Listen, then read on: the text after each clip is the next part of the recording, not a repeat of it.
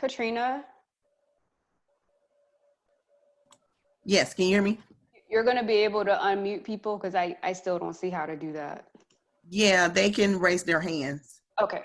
Yes, All and I right. can So I'm unmute. hoping everyone can hear me. And maybe this is a good starting point to see if you can hear me. I'm going to switch to this one slide that shows you how you can raise your hand. So good evening, everyone. My name is Kimberly Fowler White. I am the National Parliamentarian of the Tennessee State University National Alumni Association. I do thank you for joining us today for this webinar on constitutional and bylaw amendment changes as an overview prior to our national virtual convention that's happening in June.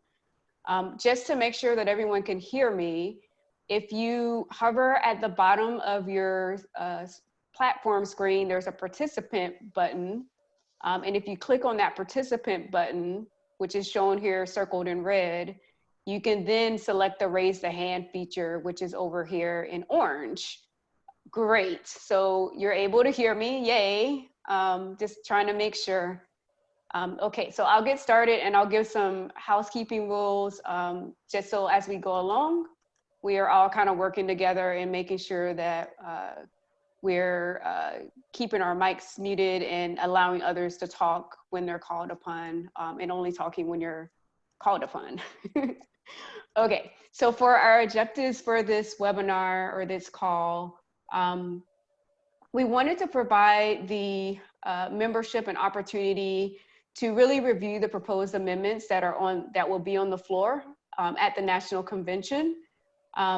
Having not done this in the past, but really relying on your chapter meetings to kind of walk through this or individually, we feel that because during this time of COVID, it really is important for us to help you through this process. So I'm hoping that this session is going to get those up to speed that maybe haven't reviewed the amendments or even sharing your thoughts about the amendments so everyone can start discussions about that ahead of the convention. Hopefully this can help you understand some of the pros and cons of the amendments that have been proposed by members, but then also giving you an opportunity to answer any questions that you might have regarding these amendments. I do want to emphasize that today we are not voting on these amendments. That will be done during the virtual convention that's being held on June the 13th. So I really encourage you to register for the convention if you haven't done so, as you will have that opportunity at that time to vote on June the 13th, that Saturday of the convention.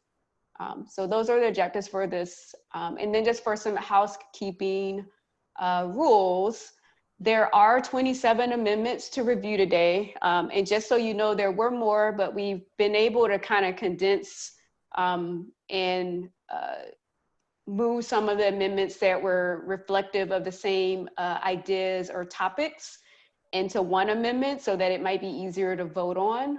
It doesn't change what's been proposed. It's just allowing the information to kind of flow in one amendment to be voted on, whereas we would have had to vote on each individual amendment. So now there are actually 27 amendments to review. And I just mentioned about the fact about some of them address similar topics. We do want to try to limit our conversations to 10 minutes per amendment. We're only limited in our time today. So trying to really try to get through all of these amendments is key.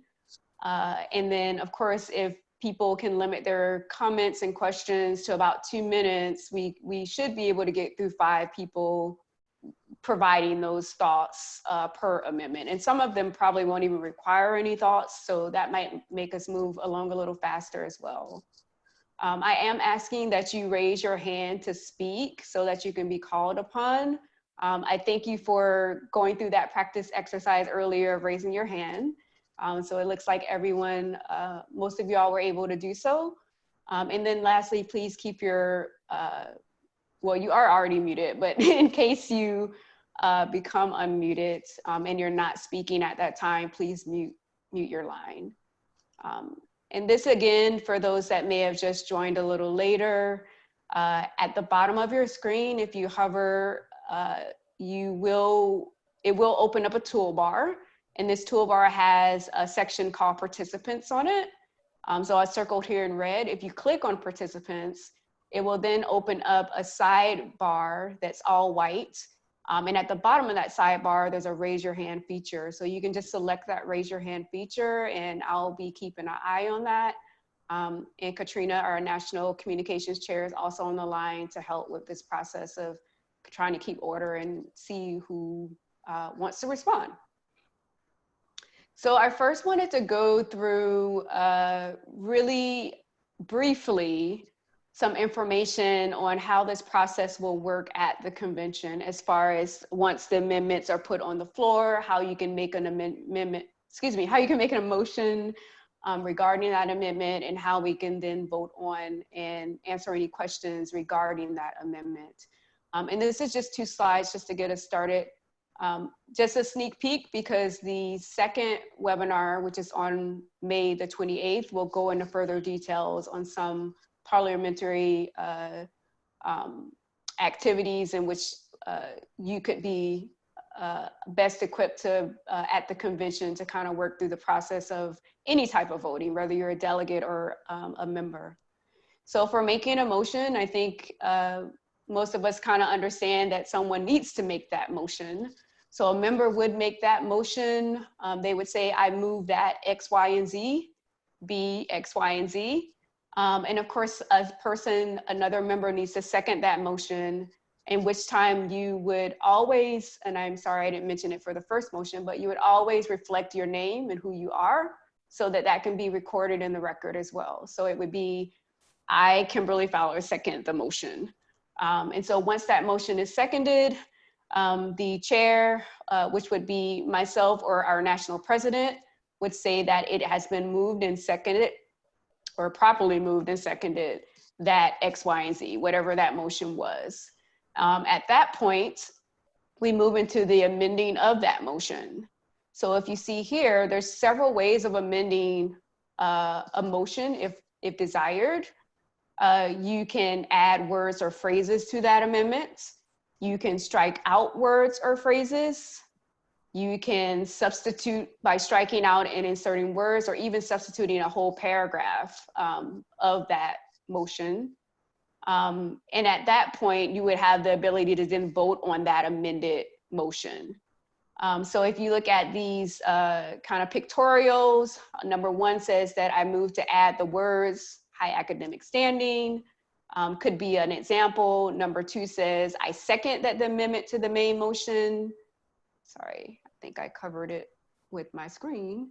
I second the amendment to the main motion, which was what was the high academic standing being added. At that point, the chair would then acknowledge that by saying it's been properly moved and seconded, and so then ask for discussion on that amended motion. And then at that point, someone else could easily take that time during discussion to also make other further changes. So for instance, number 4 says, I move to also add the words to cost not to impeccable moral standards. And these are just examples, might not make sense right now, but just understanding that other amendments to that amendment could potentially be made. And then at the end of that discussion, a vote would be called. So you would be voting on the amendment and then returning to the main motion to then vote as well. So it's almost like a 2-part process. You're motioning for, you're moving for for amendment to be to the floor. You then could move that the motion be amended. You then vote on that motion to be amended in whatever such way was discussed. And then you go back to your main to then decide, is this what we want it to be, and vote on that one. So I hope that that was clear. Once again, feel free to raise your hand. Oh, we do have a hand, I'm sorry. Mr. Boat, I just muted you, I think, sorry. Katrina, I'm gonna let you do it. I think we're doubling over each other. So Mr. Bolden has a question. So I want to make sure your question is regarding what she has discussed thus far. If your question is regarding that, I will unmute you. But if it is regarding one of the bylaws that we will discuss in the future, then we will wait for that question. So I will unmute you now. Mr. Bolden, can you hear me? Yes, I'm here. I actually didn't raise my hand. Okay. All right. No. Yeah, my little hand says lowered hand, lower hand. Okay, Okay. So I'll lower it for you. okay. Okay. Oh, there you go. Okay. All right. Thank you. I'm sorry. Oh, no problem. I'm learning. No problem. Thank you. Okay, so I think at this point, I don't see any other hands raised. I'll now continue and start with our first amendment, and just recognizing that these amendments are being put forth in the order that they would flow in our Constitution and bylaws. So our first amendment is from the Constitution section of our Constitution and bylaws. And it's from Article 2, which is the purpose, Section 3. And the original language was referring to the purpose of our organization is to stimulate interest among the best students as potential candidates for admission to the university. An amendment has been put forth to address what a best student is. The rationale is that best is kind of vague. And so there are additions that have been made here, such as high academic standing, impeccable moral standards, and a community involvement, which would elaborate on what a best student is. Are there any questions about this amendment?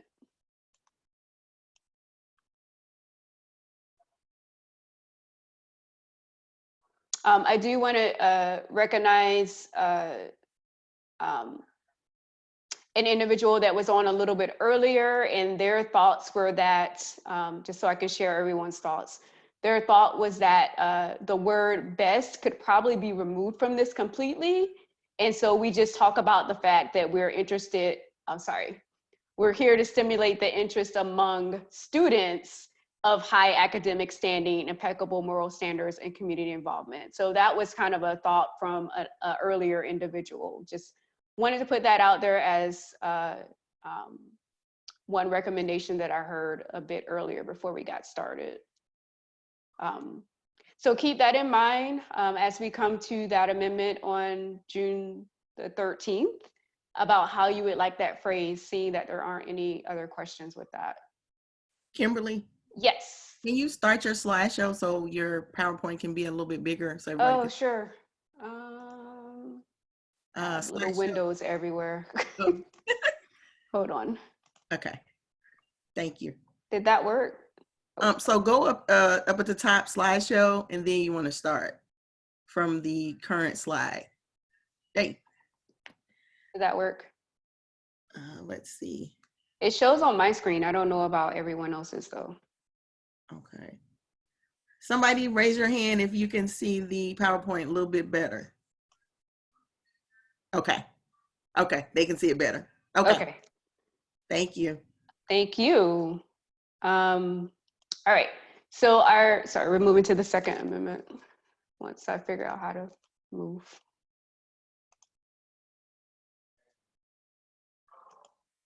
Okay.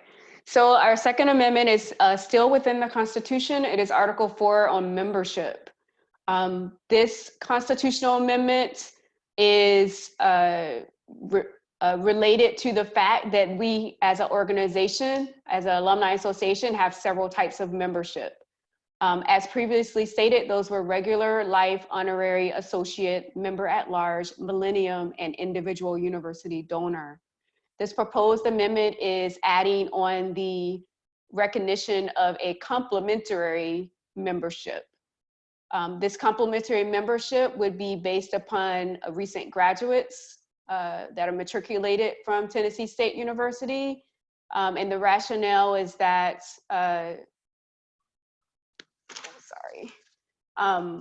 provides clarity that recent graduates do not have all rights as members. So in other words, as your first year upon graduating, you are able to have a free or complimentary membership. But with that membership, you're not eligible to hold office. And so that's what it means when it says not all rights. I do want to make note that this amendment change, if accepted, would also make a change to our bylaws where this complementary membership would then be defined. And we'll get to that a little shortly, but just letting you know that it's a two-part change. So just wanted to see if there's any questions on this one. Madam Chair, I recognize President McReynolds has a question, so I will unmute. Yes, President McReynolds.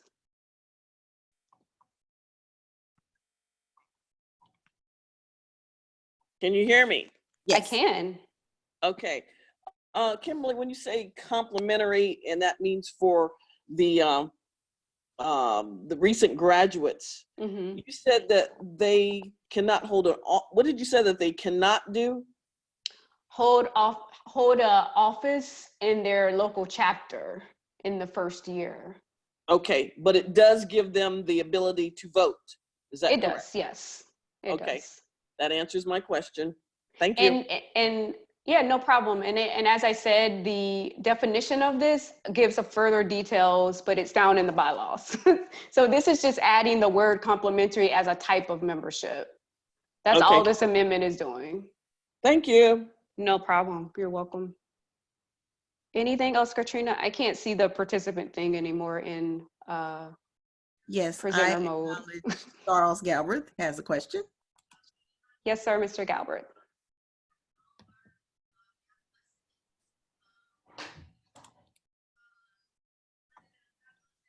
Okay, Charles.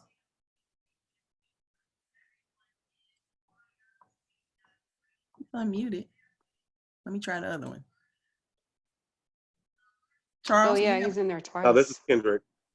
Oh, okay. Do you have a question, Kendrick? I do. Okay. As relates to how the rationale of adding complementary, but also understanding the complexity of small chapters that recent graduates tend to come back on fire and excited about doing work with the association typically, and so I'm just a little hesitant of this, only because of not having the right to be that, because I thought that the complementary membership was addressed as typically for national, and then the chapters will also facilitate their own complementary membership as well. And I just want to get clarity on that. So I'm going to skip ahead because I think it's duly noted that more information is better at this point versus just looking at, I'm going to go to the definition so that we look at that. So this is the new section that would be added if that previous amendment was accepted. It is the definition of what complementary means. So it states as the TSUNAA recognizes any TSU recent graduates within 1 year of graduation as a complementary member receiving all rights and privileges of a paid dues member, including being affiliated with a chapter. For May graduates, they will receive membership beginning in July of their graduation year. For December graduates, their membership is optional to start immediately through the next June post-graduation or the following full fiscal year beginning in July. So I guess to answer your question, Kendrick, these may not align now as I'm reading them, only because the rationale, but remember the rationale doesn't go into the Constitution and bylaws. The rationale is just what was written in that person's opinion of why they wanted the change. But if I'm reading what this says as the new addition, it says that as a complementary member, I don't know if I can highlight here for you. No, you can't. Sorry about that. Thanks. As a complementary member receiving all rights and privileges of a paid dues member, including being affiliated with a chapter, I would read that as they would be able to hold office. I think where the change or where the notation is about them not holding office is actually in our operations guide. So the Constitution doesn't disallow them from holding office. It's just how it's implemented. And that's something that our executive board can look into now if we want to make that change. Okay, thank you. You're welcome. White. So Kimberly, I have a question. So, or is that meaning holding a national office? It does mean holding a national office. Okay, so maybe that might need to be clarified, because when I graduated, I came into my chapter and I was immediately thrown into financial secretary as a recent graduate. So, Okay, so we can update the rationale to say national office. Maybe that might help too with the clarity for that. yeah. Okay, we have another question. Ms. Augustine? Yes, okay. It's pertaining to the complimentary membership. Okay, the last statement was that that would apply to a national officer. But what about individual chapters? Complimentary members have all rights and privileges as a regular member, with the exception of they cannot hold an office. So, you know, is that going to be left up to the chapters whether or not they would allow a complimentary member to hold an office?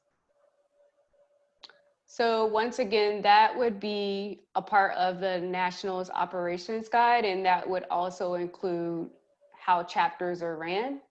So I guess what I'm saying to you is that our current office, as we're hearing these comments, can take that into consideration for our operations guide if it needs to be updated or changed in any way that might make more sense. As of right now, they aren't able to run for office, but I hear what you're saying in that some chapters allow that and some chapters may not. So that sounds like something that needs to be a little more standardized for chapters. Thank you. Yeah. Okay, I see another question. Delphine?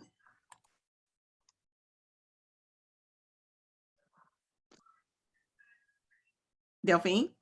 Can you hear me? Yes, ma'am. Okay.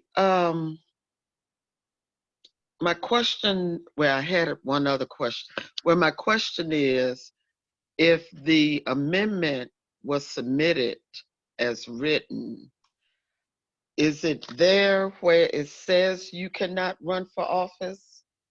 No, the amendment itself doesn't speak towards that part of our discussion at all. So It's how, only, yes. so, I didn't mean to cut you off. No, Go ahead. I don't know what I was saying. Go ahead. All right. So if it is not written, are we allowed to amend it once the amendments have been submitted and accepted? So yes, at the virtual national convention, when these amendments are placed on the floor for voting, that is your opportunity to make an amendment to what's being proposed. Okay. And I think maybe Katrina, maybe we can send these slides out afterwards. Some may have missed the beginning portion where we talked about how the process would work for amendments. I don't know, that might be helpful. Okay. But yes, it's true. You would be able to amend it on the floor. If there's additional language, if there's things you want to take out, that can happen on the floor. Okay. My second question is, so will only the delegates be able to amend the amendments once they're on the floor? So that's a very good question also. So for our Constitution and bylaws, amendments are made by the quorum at our national convention, meaning everyone in attendance at our national convention has the right to vote on our Constitution and bylaws. And I'm bringing this up also to kind of encourage you to also try to attend the May 28th webinar, in which I'll be covering some of those roles and responsibilities and differences between a delegate versus a member that's not a delegate. Maybe I'll put it that way. And so you'll try to see the areas in which delegates are only voting for things on the floor, such as accepting of a report, of our agenda, of our secretary's report, of our minutes from the last previous convention. Delegates are only allowed to vote for those types of things, but for our constitution and bylaws, all members at the national convention have an obligation, if you will, to vote on those. Kimberly, It's based on the quorum. Yes. this is Joni. Yeah. You can hear me, right? I can. Yep. Okay, so it would be financial members would be voting on the changes to the Constitution. Correct. All financial members. Now we've opened it up to everybody, but only financial members can vote. Did that explain? Did that clear that up? Okay, I'm gonna ask another question that may have been addressed. So I think I did see where you determine, how do you determine if you have a quorum present for the vote? So this is something that we are working through at the moment, but if you recall in your registration, there was a question that asked you whether you were a current paid member. Right. And so using that information and then understanding that there would have to be a vote of those present at the time, once we get to Constitution and bylaws, that would determine our quorum based on who is an actual paid member and the total number of people present. It's a little different because this is virtual, whereas normally we would be able to just, count hands or something of that nature. If So we're in, yes. I didn't mean, you done? Yes. So what do we have in place to ensure the integrity of the vote, since it's going to be a virtual vote?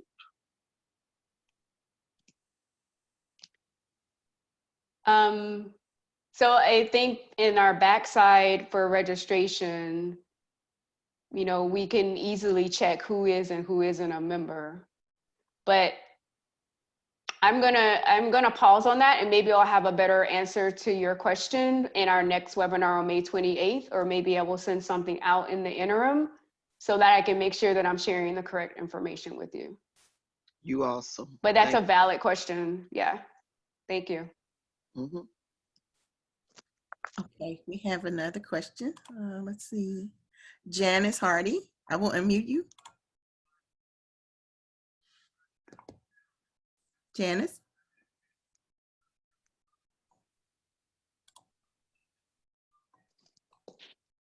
Janice? Can you hear me now? Yes.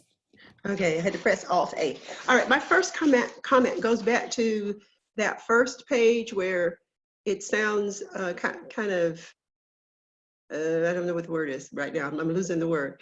But regarding the complementary membership, where it says provides clarity that recent graduates do not have all rights as members, it just sounds kind of punitive. So I would suggest, and I don't know if this, I would suggest that it say provides clarity regarding rights of recent graduates.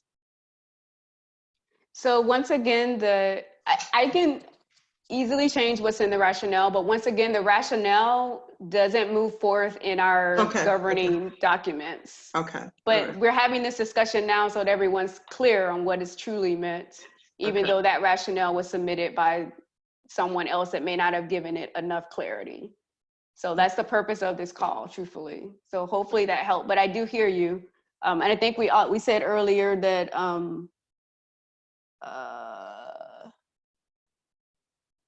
adding information to standardize that for chapters too was also mentioned. But yes, I think you're right. So if it doesn't say rights as members, then that would make more sense. Okay. My other comment is similar to that, back on the previous page that was up. For complementary definition? Yes, yes.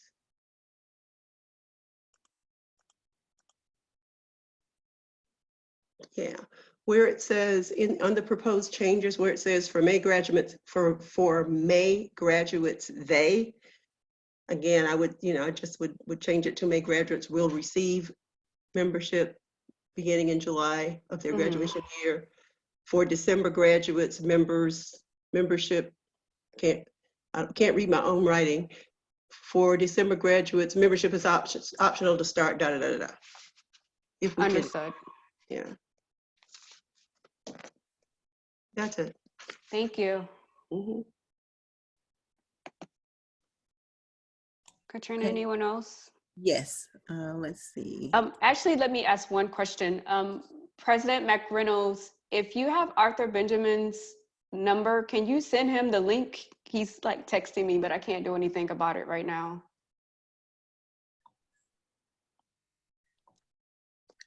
Okay, you have a question from Tony Lyons. I will unmute you, Mr. Lyons. Tony? Yes, can you hear me now? Yes. Okay, great. And part of my, hello everyone, and part of mine may be procedure. I just got on and you may have answered the question, but I see, looks like we're going through these proposed changes.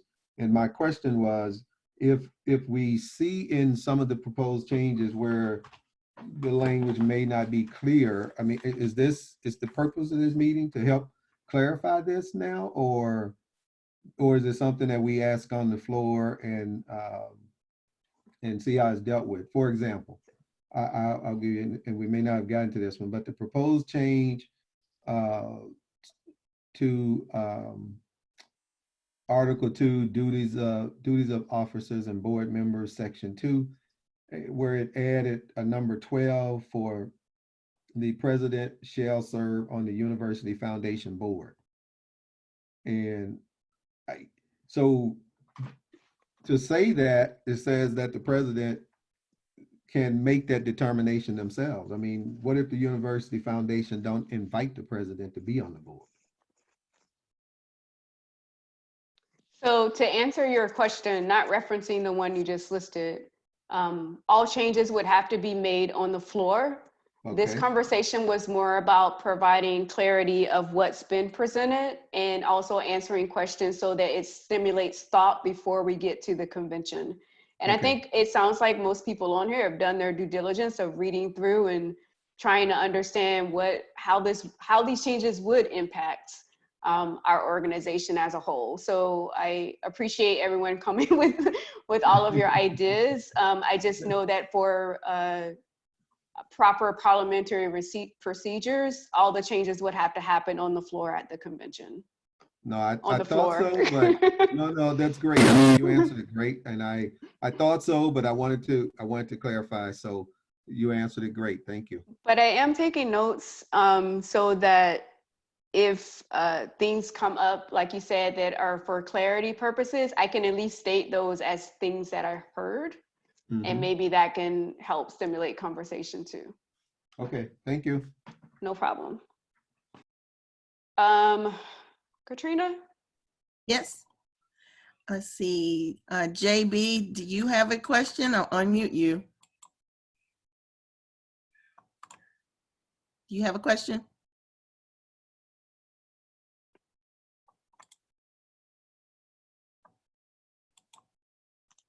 I'm clicking on mute. Can you hear me? Yes. Okay, all right, great. Yeah, I know that Ms. Fowler was kind of mentioning several times about the next webinar, the convention attendee orientation parliamentary procedure webinar.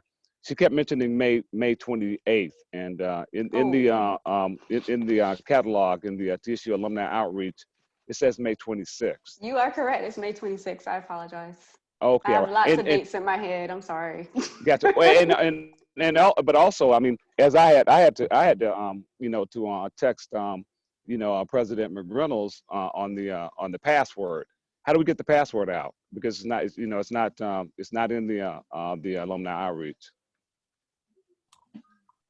Katrina, you have any? Yeah. Oh, yeah. Go ahead, So Katrina. you register, when you click the register, then you're automatically approved. And so you should have the link and then you just join like that. Well, that's what I tried, but it still asked me for a password. There is a And I did- password in the email as well. There was one in mine, but we can look into removing the, I guess, the requirement for a password, if that's possible, Katrina. Okay. Yeah. All right, thank you. Thank you, JB. And we have, let's see, Delphine.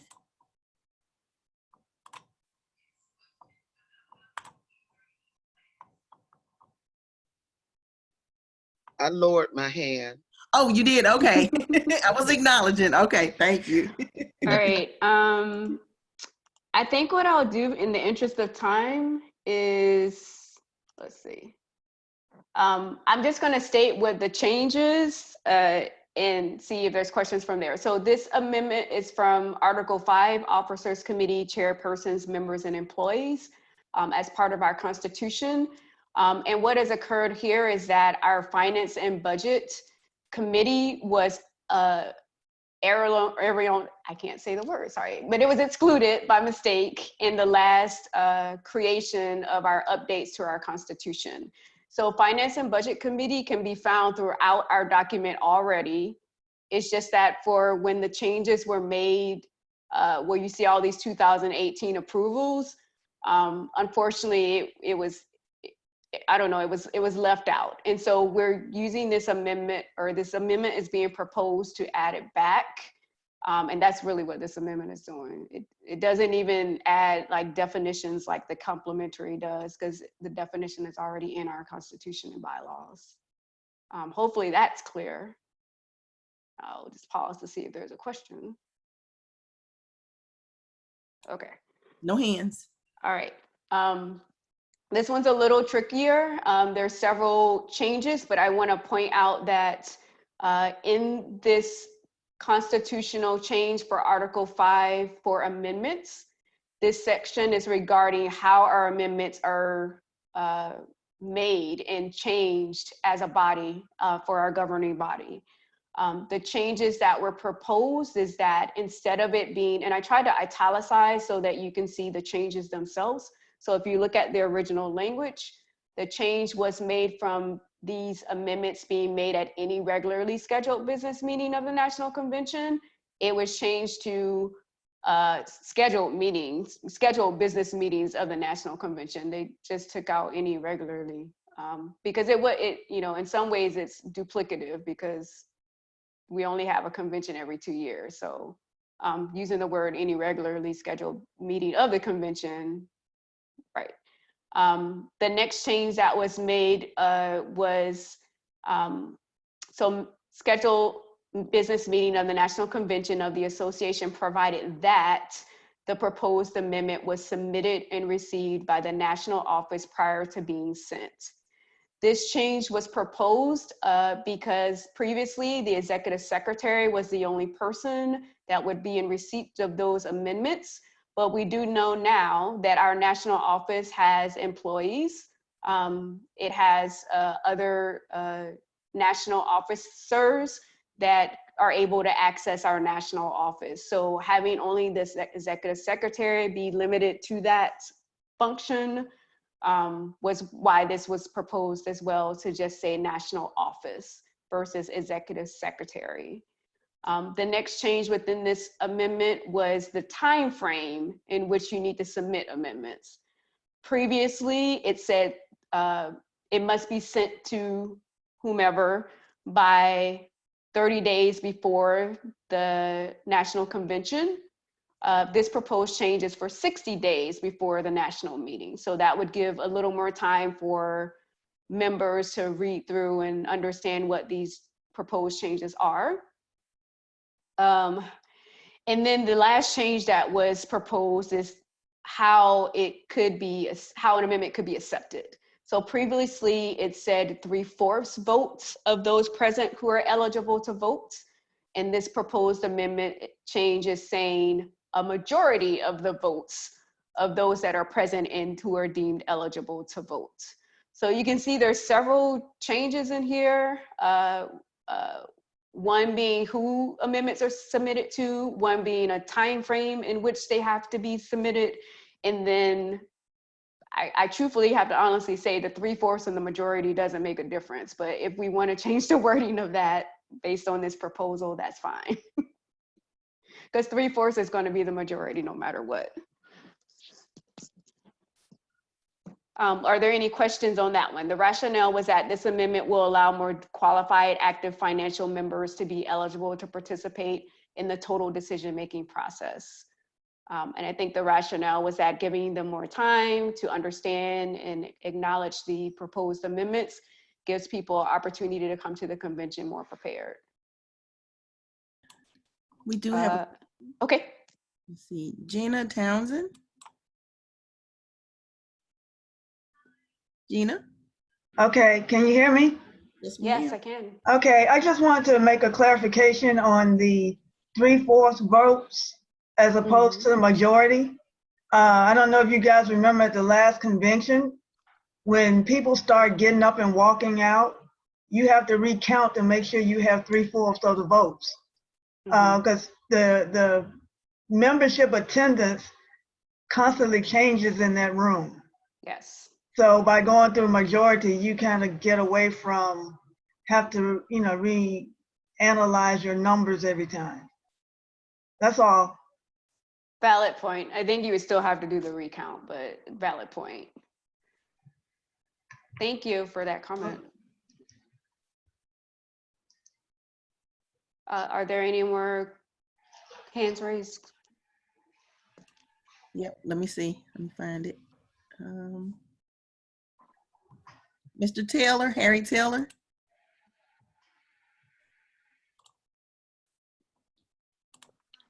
Mr. Could you Taylor? understand why you changing? Yeah, I had to unmute. Why are you changing from 3/4 to a majority, especially for the Constitution?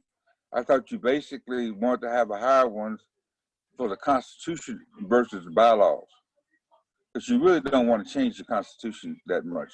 You want to have a high threshold.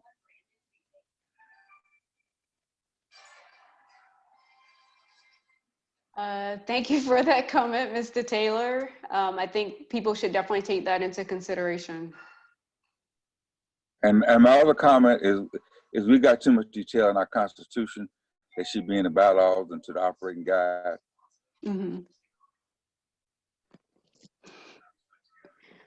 Okay.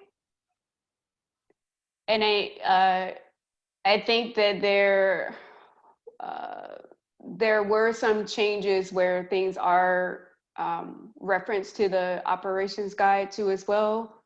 But I think what I hear you saying is that adding new sections and amendments to the Constitution, maybe there's another way in which we could think about addressing some of the items that are put forth in the amendments. You know, we just get too specific. Every year we make a change, and Constitution is supposed to basically be fairly constant. It's supposed to be like more or less general values, and you should be changing everything every year. I mean, often, but you know, we basically, you know, we're trying to make Constitution do things that the bylaws and the operating guide should be doing. That was just a comment. I understand. Thank you. Any other hands raised, Katrina? So no hands are raised. Okay. Moving on to the next amendment. We've already covered this one, so I am actually going to skip over it. I think there's a lot of discussion with it already. This next amendment is from Article 2, Duties of Officers and Board Members, Section 1. And this is really just cleaning up language that as the updated Constitution, updates to the Constitution were made in 2018, there were some words that were left in. So the italicized says, which would read as follows. And so this amendment is proposing to remove that statement because it's not needed. And then just start the section as all officers and board members. And if you kind of compare the two languages of what's written after that, it's pretty much the same. It just provides a little more clarity. So it's saying all officers and board members will exercise their fiduciary responsibilities ethically and loyally, always supporting the purposes of the TSUNAA. I think that one's pretty clear. It's just kind of helping with taking out that extra sentence at the beginning, and then kind of making clarification around what good faith is, if you will. Duties of good faith, loyalty, and care are now defined as ethically and loyally always supporting the purpose of. Okay, any questions? Yes. Ms. Augustine. Yes, under that, it's, I know it's a typo, but if you look at number 10, ensure the proper handling and maintenance, that line needs to be pulled up. And I'm then, sorry, which okay, original article, section, subsection, bylaws, article 2, duties of officers and board members. Page 7. okay. I don't know if we got to that one yet, so I'm a little, let me keep going. I don't think we got there yet. Is it the Okay, one we're looking at now? I thought it was duties of officers and board members. Oh, there's like 3 or 4 different amendment changes for that section. Okay, let me see. It's okay. Did I get my pages? This one is for section 1. There's also a section 2, 3, and a section 7 that are being proposed. So you may have been referring to one of those. I want to see if Charles Clement, we'll come back to you, Ms. Augustine. Charles Clement, Katrina.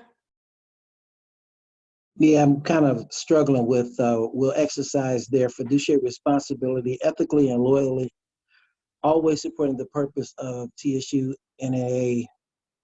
What is this, the bylaws and constitution, or? So if you look at the full Constitution, Article 2, Section, Article 2, Section 1.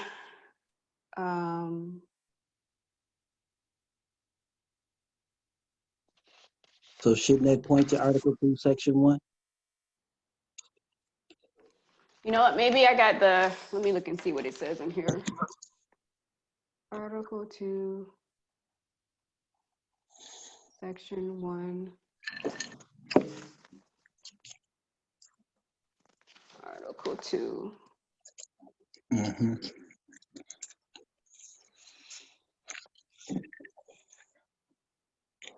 Let me get back to you that one. It may have been listed incorrectly. Okay. Thank you for that, though. Yep. I will find it and help us out on that. Oh, no, it's correct. Article 2, Section 1, duties of officers and board members. Section 1 is just describing the role of the board members. And then the following sections talk about each type of officer. Okay. So this statement is the only statement in that section, and it's just regarding who are officers and board, what are the overall responsibilities of our board members and officers. Okay, so it doesn't have to point to the Article 2, Section 1 or call it out specifically. It's just a statement within the bylaws in that section. Is that what you're saying? That is the full statement in that Section 1. That is the full statement. Okay. The sections following that, and I'm just going to move on so we can see what that looks like. Section 2 then talks about the duties of the president. Section 3 talks about the duties of the vice president, and it goes on in that fashion. So that Section 1 is kind of like an overview. Who are the officers and board members, and why, how do we hold them accountable, if you will? Just a blanket statement. Just my comment. Understood. Okay, so I am not reading through all of this, but I do want to draw your attention to the fact that the listed duties of our president are listed between 1 and 11. This amendment proposal is asking to add an additional number 12. Number 12 is stated as shall serve on the University Foundation Board. And the rationale is that the president usually includes a seat on the university board where they're invited or appointed. We did hear a comment earlier about this could not be the case depending on if they're not invited or appointed. So valid reasoning behind that. So are there other thoughts on this proposal?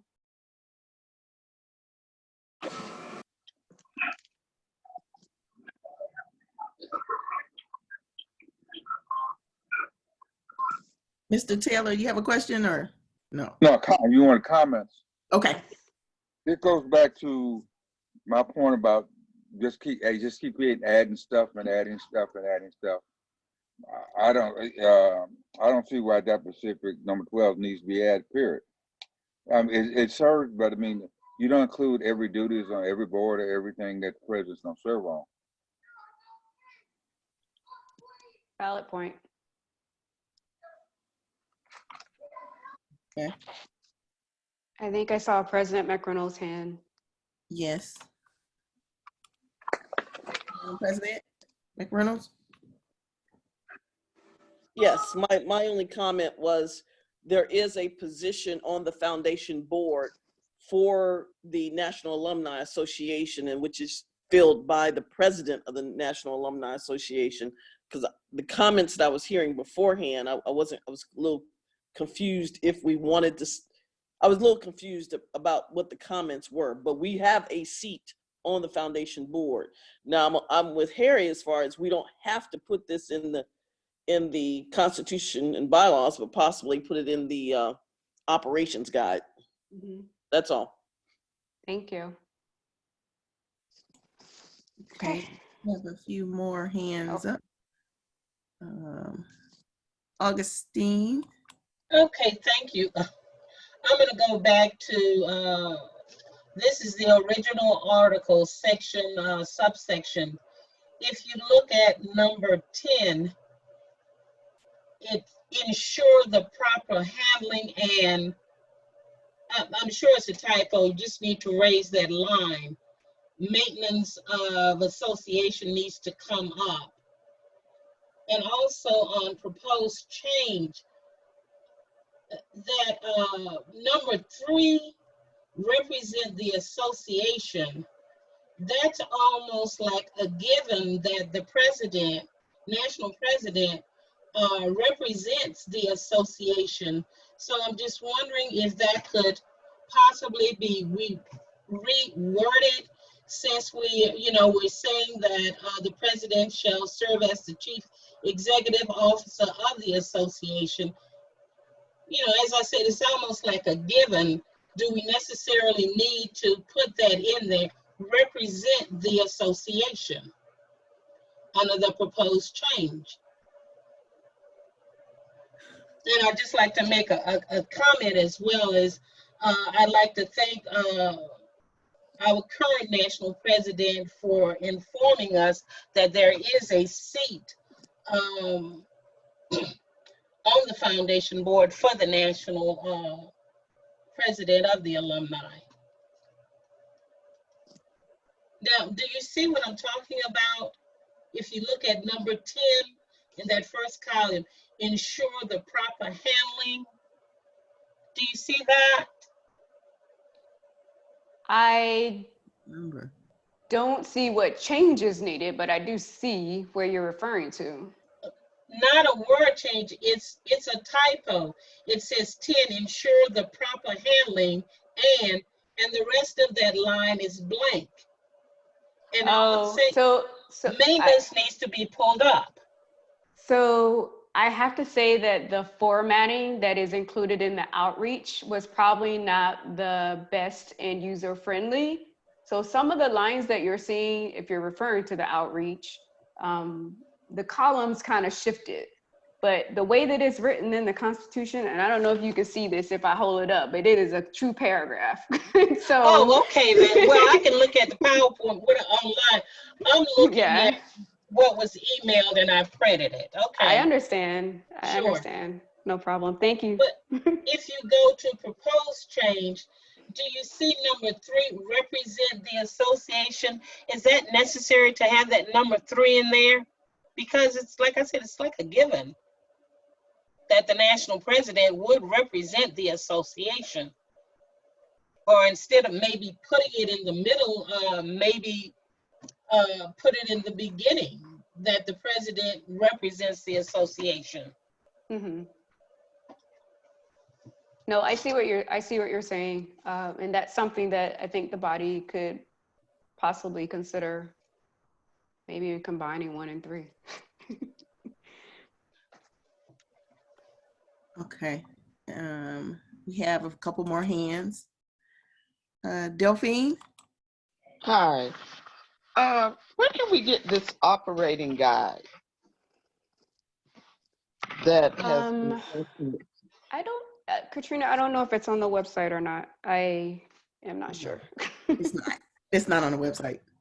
It's not on the website. Okay, we could take that offline and you could let me know at your convenience.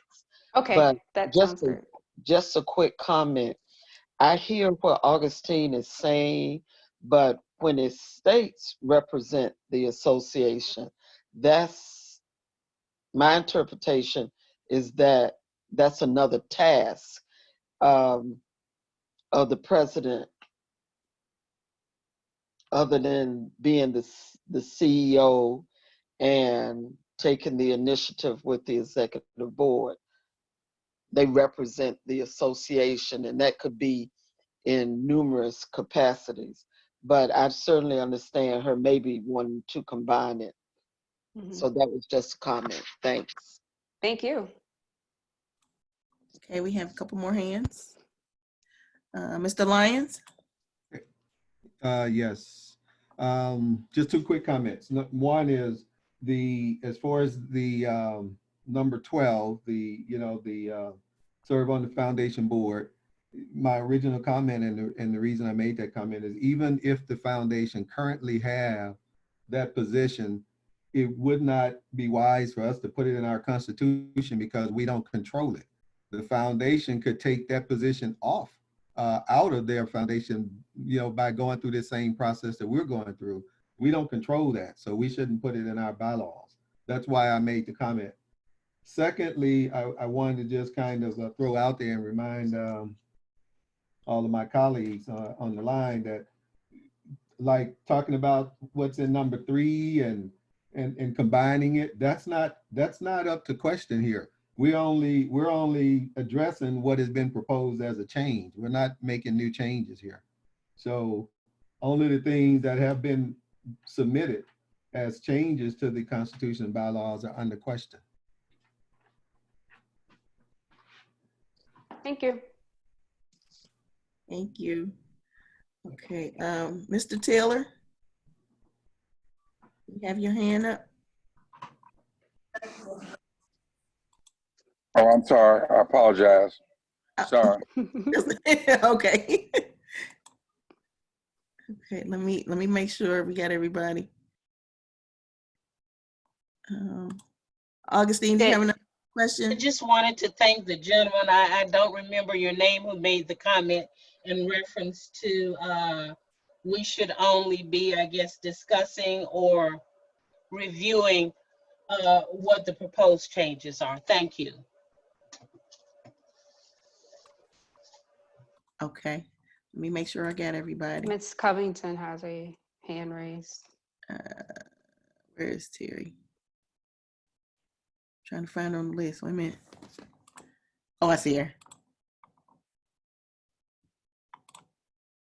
Terry?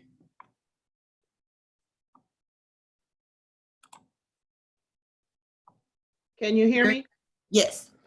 Okay. So, Kimberly, I just want a point of clarification, I think. It was my understanding that for this evening's call, we were going to get a chance to review. Most of us have already reviewed them and looked at the changes, the amendments that have been made months ago. So I don't understand now why we're going through it step by step with some people having opinions about what should be said or how it should be said. Isn't that going to be what we do at the virtual convention? That is correct. So due to the fact that everyone was not privy to receiving an outreach or not able to attend their chapter meetings during this time, we thought that this would be a good opportunity to be able to share the amendments with all of our membership so that everyone had that opportunity to review them prior to the convention. So in the beginning of this call, I did state kind of the procedure of what would be followed at the convention, at the virtual convention, and stating that these webinar sessions are not intended to be a forum in which we vote on any of these changes. It really is a forum for discussion because as we know at our conventions, this topic can take quite a while to kind of work through each of the amendments.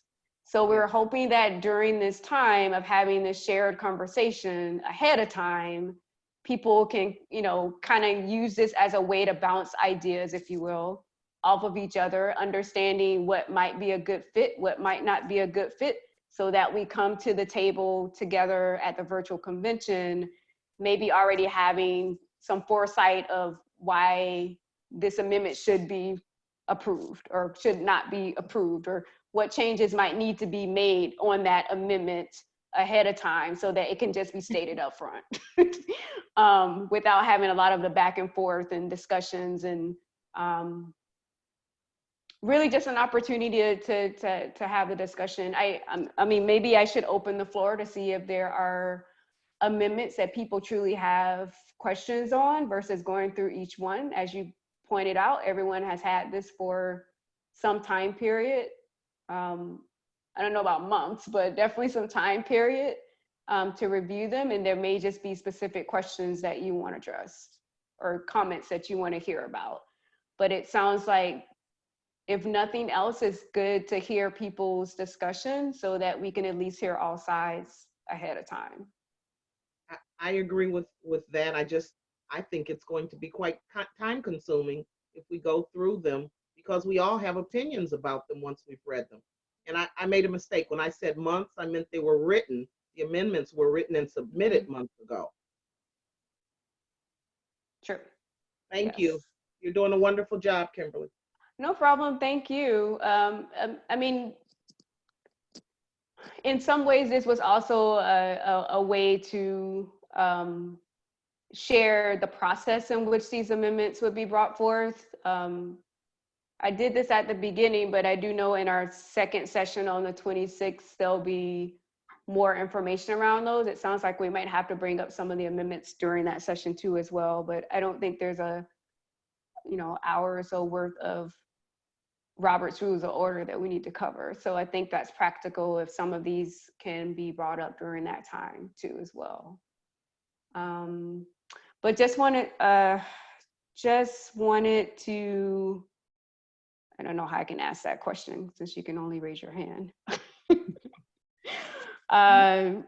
Maybe I can just open the floor to those that might have specific questions that are being posed around the amendments. I want to start with Delphine. I know her hand was correct, Katrina? Her hand was raised before I made that statement. Yes. Okay. I'll unmute her. Thank you. I think you're doing a great job. I think this forum was good because for anyone who has attended a convention, these are the same questions, same type of discussions that go on and on and on. So to give those members who are truly interested in the process and in the changes a chance to ask questions, voice their opinions, I think is a great opportunity for all of us, and to clarify some things as well. And my second comment is for the purpose of control on your part. I like that you're going through each one by one instead of opening up the floor, and this is only my opinion, to the questions that some of us may have after reviewing all of these. I think we should continue to go through the process that you have established. And again, great job. Thank you. Okay. Yeah, a couple more hands. Let's see. JB. Yes, I'm JB, here. there you go. Yes, yeah, and I totally agree with Delphine. I think that we should, continue this process that we're going through. And Ms. Fowler, you're doing a great job. Let's continue to do that. Maybe, just to highlight it, portions of the changes. But I learned a lot by just line item, line by line by line, because as we know in a convention, we're going to do the exact same process, but at least when we have discussions, we can clarify, with others that's not on this call, to help them and to help this process go a little bit quicker. Thank you. Great, thank you. Okay. Get Augustine. Yes, thank you. I want to thank Kimberly. You are doing an excellent job. I'm happy, very pleased to participate. It's giving me some clarity on a lot of things. Since you have opened the floor, I do have one question, and that question has been baffling me for several years, and that is, why is the deadline for paying dues pretty much 6 months after the fiscal year, which begins July 1? Why do we have until January the 31st to pay dues? I realize it's moved from March the 31st to January 31st. I've heard that it's because of, voting, but I look at it like this. If the fiscal year begins July 1 and it ends June 30th of the coming year, if you have paid your dues, let's just say by October 31st, then your voting privileges are not affected.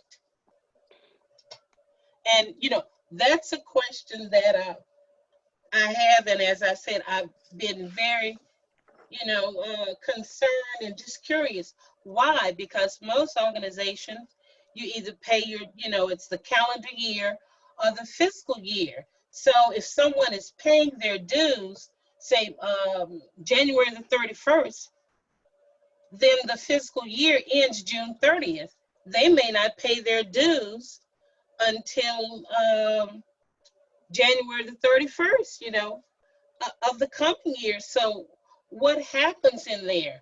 Because I'm looking at when the fiscal year ends, then your dues have expired. So that's my question. So if I can, yeah, okay. Thank you for the question. I will say that unfortunately, that's something we probably won't be able to answer this year. I think it's worth voicing so that others in leadership can hear that. And also, it may be of your due diligence to maybe propose an amendment directed at that time frame too, as well in the future. Right now, the proposed change is only suggesting who accepts the collection of dues, and I have it listed here. So Article 3 dues, Section 3, it's saying that the dues collected by any chapter for the National Alumni Association must be submitted to the national office no later than 30 days upon receipt of them. So in essence, this is reflective of making sure that chapters submit their members' dues efficiently, I guess expediently more so, once they receive them. Thank you. You're welcome. Okay, Kimberly, you can go to the next one. There's no more questions. Okay, I just jumped. I think we're on 7, so I'll go to 8, Vice President. So moving along on duties, the next section is in reference to Vice President. This is also just an addition to the duties of the Vice President. Number 5 now would state coordinating and ensuring dissemination of communication from TSUNAA to at-large members. So this would be a duty that the Vice President normally presides over, as they are over the at-large members. So just putting that into the Constitution is what this is proposing as a relevant duty of the Vice President. I don't know if there's any comments on that, but it's Okay. pretty straightforward. Recognizing that it may not, it's our choice whether it's included or not once we get down to voting. I don't see any hands. You can go to the next one. Okay, number 9, I did not write out the whole thing because it's pretty long, but this is the duties of the treasurer. What I did do was underline number 4, which is what is being amended. Number 4 duty of the treasurer is to provide financial reports to the National Convention and to the Executive Board meetings. The proposal is suggesting that we provide financial reports of all accounts, including, making it more specific. So providing financial reports of all accounts, including CD money markets, to the National Convention and to the biannual Executive Board meetings, which are to be disseminated to members. I do want to point out that the remaining proposal here is not on the floor, but I wanted to at least include it so that it would be recognized as something that was submitted. These other portions of this submittal is something relevant to the operations guide, so it wasn't even included in this proposal, but more so focusing on the fact that the types of reporting that the treasurer should provide and how they should be disseminated to the members is what's being asked of the treasurer. Let me see if I can find, it says it has been over 25 years since the CD money market accounts were initiated. In recent years, questions have risen as to the nature and distribution of these accounts, including how these are funded per restricted and non-restricted accounts versus operating funds, etc. So like I said, just giving direction that the treasurer should disseminate this information to members regarding CD money markets accounts. Any questions on this proposed addition? Okay. And once again, that's only to number 4. Mr. Taylor. Just as a general comment, I mean, some of these things almost should be ruled out of order and not accepted. I mean, basically, it just covers things that are included in the treasurer's responsibility anyway. It just gives it more specifics. And it basically, it's a issue. It really is kind of an issue because the person who submitted this, well, I'm sure we've received other comments from her, is that she does not like the way the Are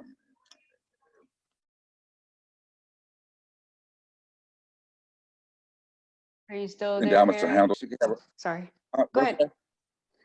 Go ahead. I'm sorry. She doesn't like the way the endowments are handled, is what you're saying. Right. And my point, that's why you have resolution process, so that if she had comments, she could say, provide a resolution that could be voted on, and on doing that. But it's not worthy of a constitution change. And so maybe that's something I'll also cover in the next session, what resolutions are versus amendments, amendment changes. Yeah, I mean, we basically, people are trying, because they have to have an issue that they want, which is proper if they have an issue, but we have another way to resolve it instead of trying to make constitutional changes. Thank I mean, you. I think sometimes we ought to just send those back to the submitter and say, look, this is a resolution. This belongs as a resolution, and not even include it, because it just wastes a lot of time.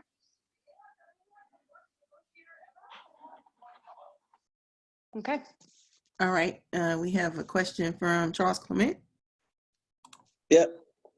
Okay. Yeah, I do agree. But so what we're looking at, to his point, I mean, these are the things that we would either vote up or vote down. Whatever's in there, we're just reviewing it as a high level of what's in the, of what the changes are, and then we would decide to vote it up or down at the convention, right? Yes. Okay, so all right.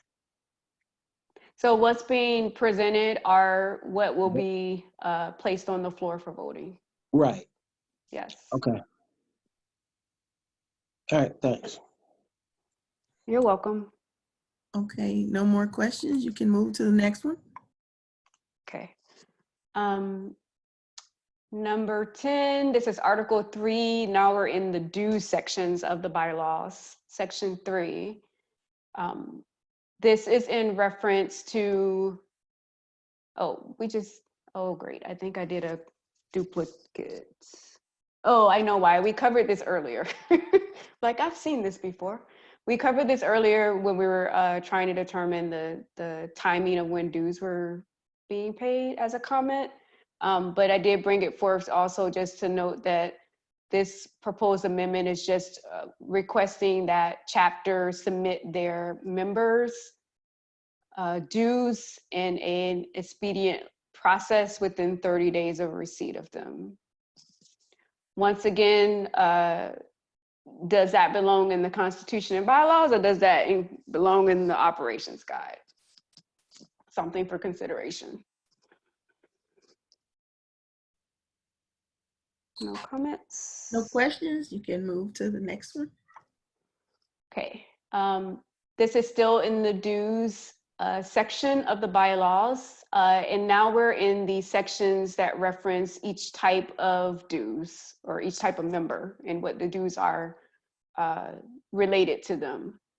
So this is in reference to life membership fees. If you can look in the proposed change column, you can see that they would like the amendment that the life membership fee is to be deposited in a life member endowment fund. The fees are to be invested in the best interest of the life members to ensure their continuing membership services and to support the operation of the association. Recognizing that the remainder of this was the original. But this is clear for rationale. This is clarifying the purpose of the life membership fund so that life memberships don't become a future hindrance on the operation of the association and eliminating directions that are more appropriately included in the finance manual. So this is another one where it even references the finance manual. What you may not know is that we have an operations guide, we have a finance guide and manual that the TSUNAA I guess, uses as its reference point of activities. And so this potentially could be a finance manual change too as well. But what they're asking is how the monies are being used for life memberships, remembering that life memberships are our highest cost membership and it's only paid once. And so if it's deposited into a endowment fund, we can think about using the interest from that, which interestingly, it was already stated, if you look in the original, that it was deposited in a life endowment fund. This just gives more direction of why, if you will. So something to also consider. I think Augustine has a comment or question. Okay. Let me see if I can unmute it myself. Yes. Your mic is open. Oh, excuse me. I accidentally must have hit my mouse. I don't have a question. Okay. Nothing else. I'll lower your hand then.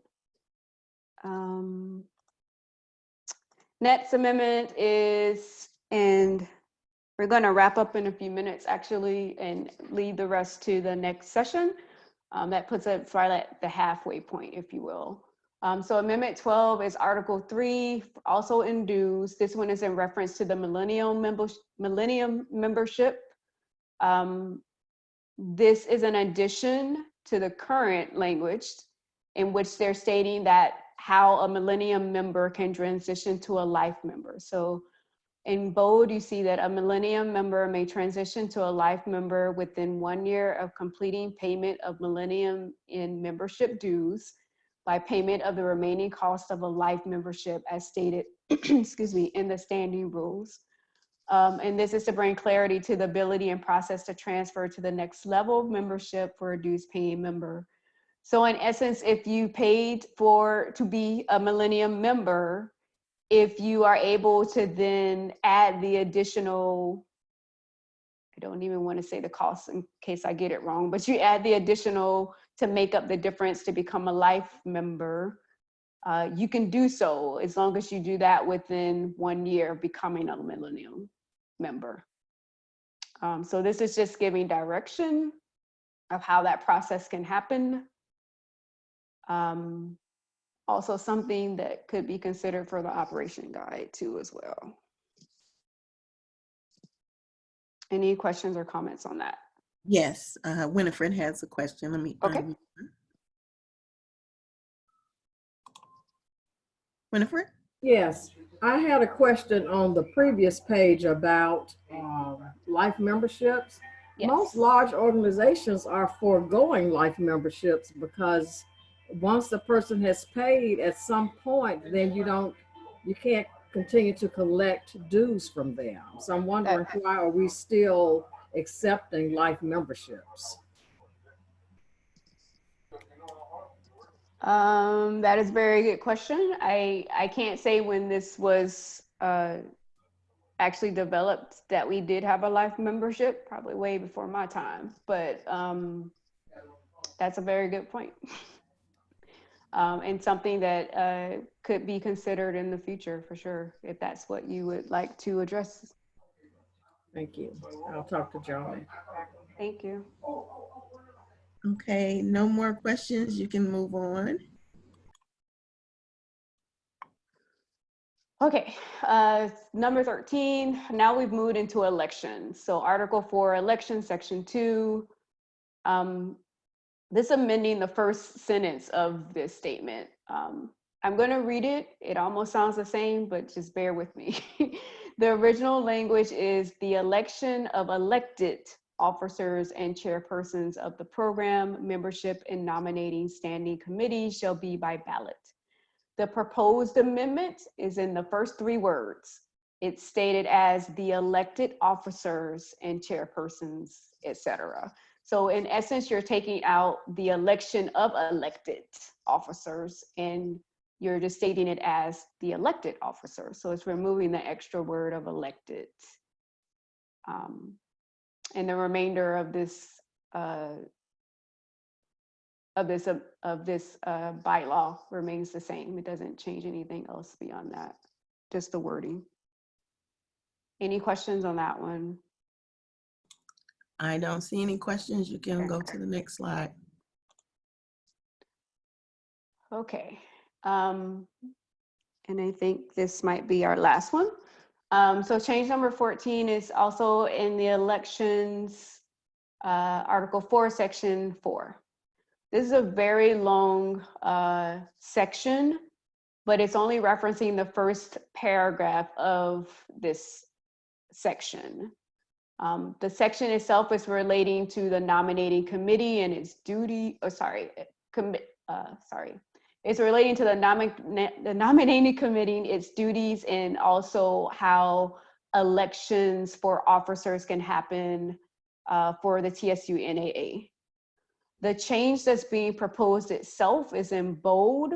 I'm going to start, how can I say this? I'm going to start midway through. You can see the number 1 and the number 2. So that sentence that starts with the number 1. It says, all nominees must meet the criteria of the nominating committee. 1, be a regular member in good standing with the local or affinity chapter, regional and national.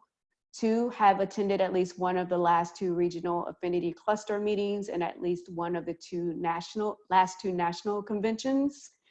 In addition to the criteria number 1 and number 2, the nominee for the position of president must have served at least one term equaling 24 months on the national, local, or affinity executive board, be at least a life payment plan, or millennium member. The rationale is to open up more potential eligible nominees to run for the executive office by expanding criteria. Specifically, what's being expanded is the fact that it is now stating that for the position of president, you would be eligible if you were a part of, if you served a term at either the national, the local, or an affinity executive board, and also be a life payment plan or millennium member.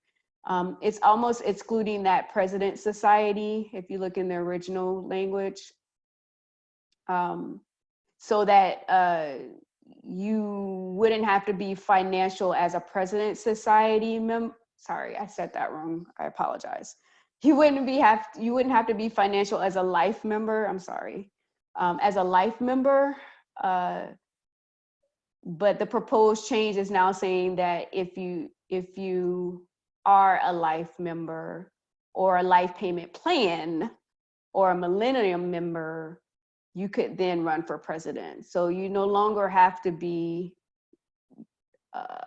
at the top level. You could be in the intermediary as a payment plan member or even a millennial member, and also would have served at the national, local, or affinity.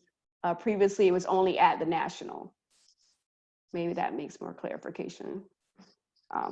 So one, it's expanding the amount of time that you would have served in a position, which could also be only at the local level. It's also allowing you to have a payment plan or be on a payment plan for a life member or a millennium member. And I hope that that was clear. I'm sorry I put President Society in there by mistake. There may be questions. Harry, I'm going to try to unmute you. Okay. You're good. Why the change? I think I was involved on the executive board when they made the change because they had a president who was elected who basically did not have the knowledge, might have been smart, have never served at the executive level, and was a hindrance to the performance of the board, the executive board, to have a president who did not have knowledge of how the executive board operated at least for a year. So why the change? That's what's being proposed, so that you would not have to have served on the national executive board to be eligible to run as president. You would only have to have served at the local, like the local chapter or an affinity executive board. So basically, no consideration of the previous rationale for to be having to serve as a year. Is that right? The way you stated it, yes. Yeah.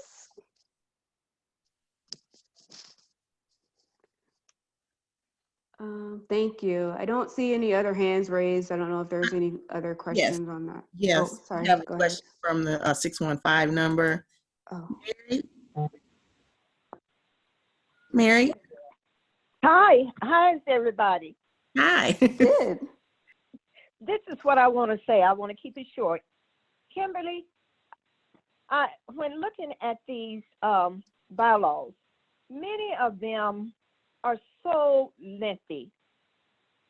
Why is it that you do not break those long bylaws into paragraphs?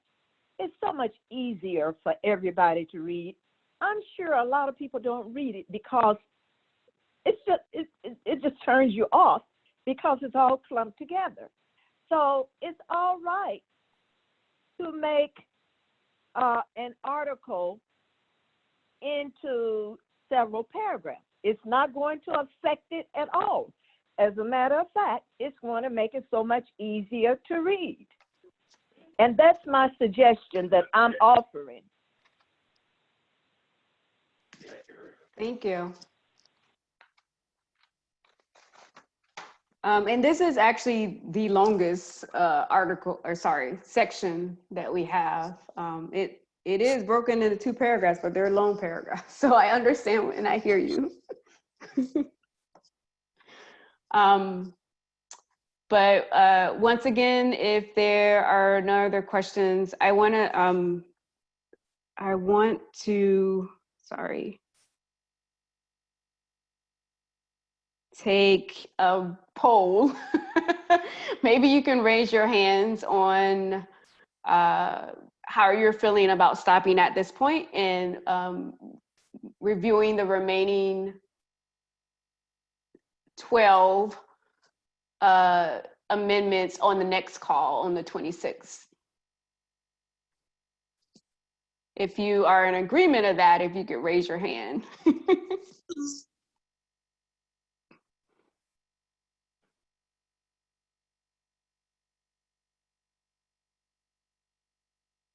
And once again, to raise your hand, you have to click on the participants at the bottom of your screen, and it'll open up the right-hand section at the bottom where you can see where to raise your hand at. Dr. Fowler, this is Joni. Can you hear me? I can, yes. Okay. I'm going to say, let's go ahead and stop it now. Our recording, let's definitely stop the recording now. We're going to need to add some more funds to our recording.